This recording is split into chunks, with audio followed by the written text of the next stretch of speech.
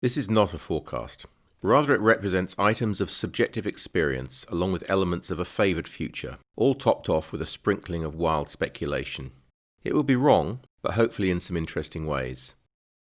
Most critically, its sequence is linear and to some extent logical.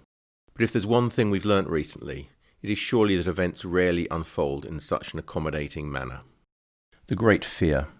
Anxiety had been in the ascendant for a while for reasons we might uncover another time. But the thought of imminent death, fueled by an increasingly sensationalist media, caused not only panic but widespread passivity. This was to some extent foreseeable, but who knew that being scared shitless would result in the panic buying of toilet rolls? The Great Lockdown.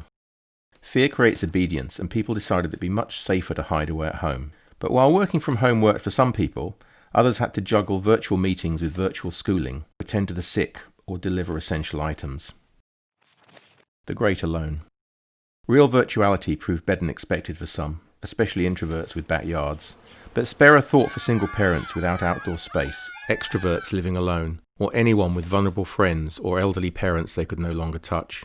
It's possible that real virtuality will result in a lasting desire for personal and national isolation, but one very much doubts it. As for the thought that people were all in this together, this proved to be far from true, with some people fleeing for distant homes in the country or even further afield. The Great Loosening. The world becomes a place where people have time for the first time. There are lower expectations and fewer pressures. Appearances no longer matter. People can breathe for the first time. There are very few wants and even less waste. The world takes a sabbatical.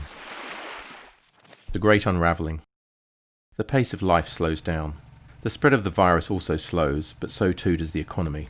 But in the midst of all this, people start noticing things, most noticeably their own past behaviour. People notice nature and the damage they have been doing to it.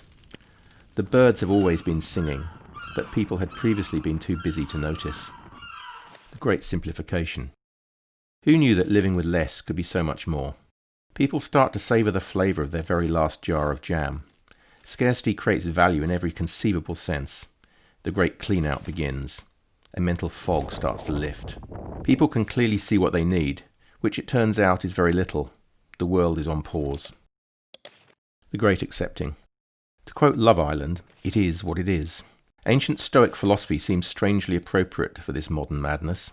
So too is the sparse nature of poetry and the quiet contentment of Zen Buddhism, the beauty of constraint, and ever so gentle surrender. The Great Kindness. Emotions, it turns out, can be contagious. You touch one person with your smile, and the singular smile goes on to infect everyone else. Not everyone is kind, not everyone is considerate, but by and large an existential threat, even the perception of one, seems to bring out the best in people. Nobody speaks ill of Brexit or Scott from marketing. The Great Reconnection. Turns out it's good to talk and not just speak. Children phone their grandparents without being asked. People want to talk, not just text. It's a semblance of togetherness, but it still lacks the human touch. People realise what's been missing all these years, and it turns out to be people. The Great Escape. Lockdown loosens. People go out, some rather reluctantly. Things start to feel adjacent to normal. The freedom of movement, the joy of travel. Pontification pretends to the roaring 20s. The economy is especially pleased to see everyone again. The Great Retreat. There is a second wave of the virus, back to being locked up again. Groundhog Day, an endless sequel. People are scared again, but this time they're angry too, especially about the false choices they have been given. The pandemic starts to bring continuing injustice and inequality forward in high relief. The world starts to lose its mind. The Great Blaming. The blaming starts. Who's responsible for this? The Chinese? The scientists with their models? Or the politicians just following the models? Someone has to pay. Things like this cannot be allowed to just happen, although they do, and surely will again. The Great Silence. The only noise is the birds, flags flying selfishly in the wind, and the sirens of ambulances in the night. Nothing moves. Even the wind falls silent. Into the shadow of the valley of death. A time of great reflection, both personal and collective. We can finally hear ourselves think, and what we all think about is the same thing, our own mortality. The Great Depression. Will it happen? It should do logically. It could be short and sharp, moderate or a prolonged systemic collapse. This should be the mother of all aftershocks, dwarfing the impact of the virus itself. But maybe not. Economics is not called the dismal science for no reason. The Great Realization. The solution to the pandemic turns out not to be a vaccine, but the spread of an attitude. People resign themselves to fate and get on with living instead of worrying about dying. The virus eventually withers to nothing more than a minor irritant, a disease that kills far less than many of the conditions people bring on themselves through gluttony, envy and sloth. But in its wake comes a resolve to live life differently, to work for something more than money, and to treat economics as though people really mattered. Uncommon sense prevails. The Great Rebellion. You mean to say we've gone through all this just to end up back where we started? We haven't come this far to only come this far.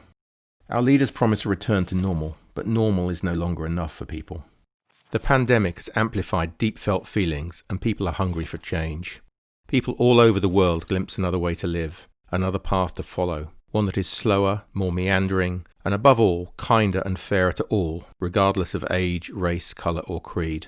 The inhumanity of economic growth is fundamentally challenged, alongside the inevitability of technological change. Going backwards starts to feel like a way forwards. The Great Rewilding. A welcome spin-off from a more balanced economy is a society that embraces nature. Planting trees becomes a popular obsession, so too does forest bathing. People spend more time in the great outdoors.